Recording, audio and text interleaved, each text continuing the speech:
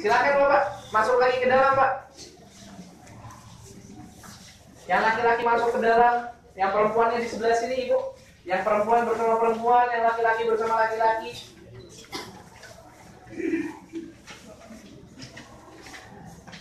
Baik Bapak Ibu yang dirahmati Allah, sekarang kita sedang berada di ruangan pertama Bapak dari Museum Al-Quran. Ruangan ini diberi nama An-Nabaul Azim Ibu, yang artinya kabar yang agung. Kabar yang agung. Di ruangan ini kita akan berkenalan lebih dekat lagi bersama Al-Quran Bapak. Mulai dari nama-nama Al-Quran Ibu, yang mungkin selama ini masih banyak yang mengenal Al-Quran hanya dengan satu nama saja. Padahal aslinya Allah Subhanahu wa Ta'ala telah memberi 5 nama Ibu kepada Al-Quran. Di sini ada yang tahu kelima nama Al-Quran Bapak Ibu? Ada yang tahu? Belum? Al-Furqan tadi betul Bapak. Itu salah satu nama Al-Quran yang artinya pembeda. Kemudian nama berikutnya Al-Quran. Ini nama yang paling terkenal Bapak Ibu. Al-Quran ini artinya bacaan. Kemudian ketiga Az-Zikr, yang artinya pengingat. Keempat Al-Kitab, yang artinya buku. Dan yang terakhir, yang kelima At-Tanzil, yang artinya wahyu yang diturunkan. Inilah 5 nama yang telah Allah berikan kepada Al-Quran Bapak Ibu. Ada yang bisa mengulangi kelima nama ini? Yang pertama tadi apa Bapak Ibu?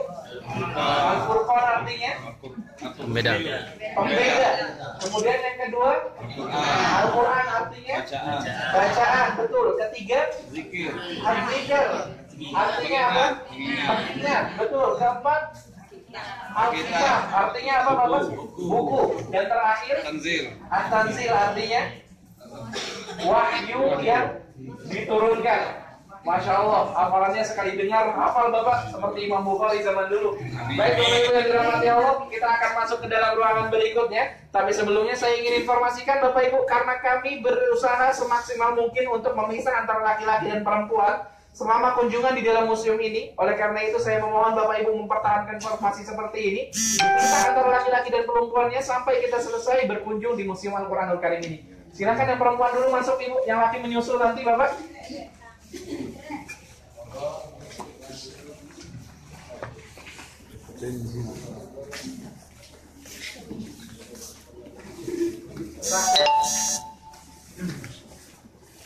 Yo.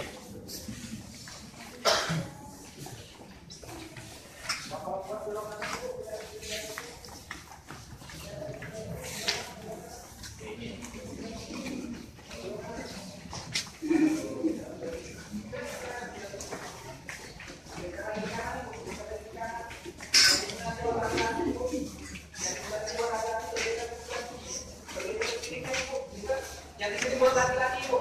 Belok kanan semua yang perempuan. Ayo Ibu yang belok kanan perempuan laki-laki sebelah sini Bapak. Yang perempuannya geser dikit Ibu. Yang laki-laki kasihan tidak dapat tempat. Nih laki-laki sebelah sini. Jangan pakai blitz ya Bu ya. Yang laki-lakinya di kiri Bapak, belok kiri.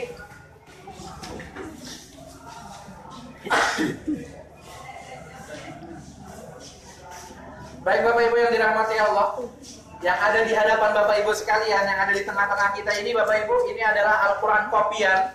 Ini naskah kopian, salinan dari Al-Quran paling tua yang ada di dunia Bapak Ibu. Usia Al-Quran aslinya sudah lebih dari 1000 tahun, tepatnya 1414 tahun. Al-Quran ini ditulis di tahun ke-25 Hijriah dulu, di zaman khalifah ketiga kita, salah satu sahabat dan menantu Rasulullah SAW yang bernama Utsman bin Affan radhiyallahu taala anhu. Dengan kata lain, inilah Al-Quran yang selama ini kita kenal dengan nama Mushaf Utsmani itu Bapak Ibu. Tentunya Bapak atau Ibu pernah mendengar atau sering mendengar istilah Mushaf Utsmani tapi belum pernah melihat bentuk aslinya. Inilah bentuk asli dari Al-Quran Utsman tersebut Bapak. Jika kita perhatikan Bapak Ibu, tentu isi ayat dan suratnya masih tetap sama dengan Al-Quran kita. Hanya saja bentuk tulisannya yang berbeda Ibu. Ada yang tahu perbedaan tulisan Al-Quran ini dengan tulisan Al-Quran kita apa saja? Tidak Tidak ada bertasjid. apanya? Baris harokatnya betul tidak ada di dalam Al-Quran ini. Kemudian tidak ada apa lagi Bapak Ibu? Ada yang bisa melihat titiknya? Harokat titik. Titik-titiknya ada yang bisa lihat? Tidak ada titik. Huruf ba, huruf ta, huruf ta. Ada Bapak Ibu? Ya. Huruf fa, kof. Tidak ada. Tidak ada titiknya. Demikianlah tulisan Al-Quran yang ada di zaman itu Bapak Ibu. Tidak ada titik dan tidak ada harokat. Lalu orangnya baca bagaimana? Orang zaman itu bisa baca Bapak, karena mayoritas kaum muslimin yang ada di zaman Khalifah Utsman, mereka berasal dari bangsa Arab asli. Dan tentunya orang-orang Arab asli ini berbeda dengan kita orang non-Arab Bapak Ibu. Mereka mampu membaca tulisan Arab walaupun tanpa titik, tanpa harokat. Makanya tulisan Al-Quran mereka tidak ada titik dan tidak ada harokatnya. Ketika banyak orang non-Arab yang masuk ke dalam agama Islam, ditambahkanlah titik dan harokat yang tujuannya untuk mempermudah orang-orang non-Arab seperti kita ini, supaya kita juga bisa membaca Al-Quran dengan baik dan benar Bapak Ibu. Baik, untuk keterangan lebih lanjutnya kita akan melihat ke sebelah sana Ibu. Yang perempuan bergeser sedikit ke kanan supaya yang laki-laki bisa melihat dari sebelah kiri. Yang perempuan geser ke kanan ini sebelah sini melihat. Yang laki-laki melihat dari sebelah kiri sana. Geser ke kanan Ibu, geser ke kanan. Bergeser ke kanan Ibu, di sebelah sana buat laki-laki.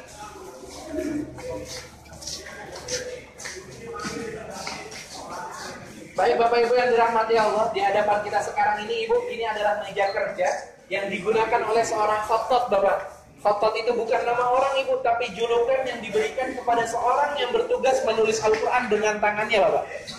Selama ini kita mungkin mengira Ibu Al-Quran yang ada di Masjid Nabawi dan Masjidil Haram yang dicetak di percetakan Quran Madinah ini Bapak adalah Al-Quran yang ditulis dengan komputer. Padahal aslinya Al-Quran tersebut tidak ditulis dengan komputer Ibu, tapi ditulis dengan tangan manusia Bapak. Ini meja kerja para penulisnya Ibu.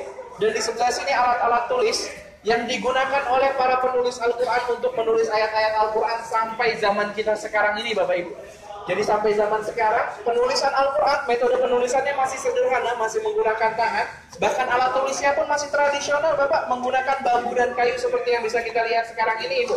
Dan di sebelah sini ada sebuah lembaran yang berisi keterangan sejarah bagaimana ditambahkannya titik dan harokat ke dalam Al-Quran Bapak. Seperti yang tadi kita lihat di Al-Quran Utsman Ibu, tulisannya macam baris pertama, kosong, tidak ada titik dan tidak ada harokatnya. Demikian tulisan Al-Quran yang ada di zaman Rasulullah dulu, kemudian zaman Abu Bakar, Umar, sampai zaman Utsman. Baru kemudian di zaman Khalifah keempat kita, yang bernama Ali bin Abi Thalib, beliau memerintahkan seorang tabi'in yang ada saat itu bernama Abul Aswad Ad-Du'ali untuk menambahkan titik pertama kali Bapak Ibu ke dalam Al-Quran.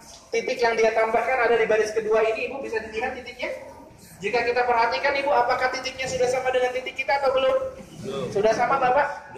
Belum sama, karena ini bukan titik huruf Bapak Ibu. Yang kita lihat sekarang ini titik harokat. Jadi baris harokat yang sekarang kita kenal Pak, dulu bentuknya titik Ibu. Fathah itu satu titik di atas huruf, kasrah itu satu titik di bawah huruf, dan dhammah itu satu titik ditaruh di depan huruf. Baru kemudian di zaman berikutnya, di zaman kerajaan Umayyah, dinasti Umayyah, ada seorang raja yang bernama Abdul Malik bin Marwan. Beliau memerintahkan gubernurnya yang tinggal di Irak yang bernama Al-Hajjaj bin Yusuf untuk menambahkan titik berwarna hitam di baris ketiga Ibu. Ini yang disebut dengan titik huruf, yang fungsinya membedakan antara satu huruf dengan huruf lainnya Bapak. Sejak zaman ini kita bisa membedakan mana huruf ba, ta, ta, jim, ha, kha, dan huruf-huruf yang lainnya. Baru kemudian di abad kedua Hijriah, ada seorang ahli bahasa yang hidup saat itu yang bernama Khalil bin Ahmad Al-Farahidi. Beliau inilah yang mengubah titik-titik harokat yang tadi kita lihat menjadi baris-baris harokat yang sampai sekarang kita kenal. Demikianlah sejarah bagaimana ditambahkannya titik dan harokat ke dalam Al-Quranul Karim Bapak Ibu. Silakan kita akan masuk ke ruangan berikutnya Ibu. Yang perempuan masuk duluan, belok kanan. Yang perempuan masuk belok kanan Ibu, belok kanan, belok kanan. Yang perempuan belok kanan.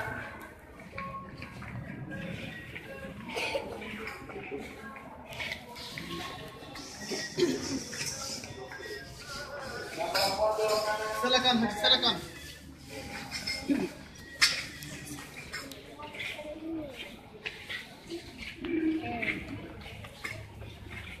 Yang laki-laki melihat dari sebelah sini Bapak, perempuan melihat dari dalam Ibu.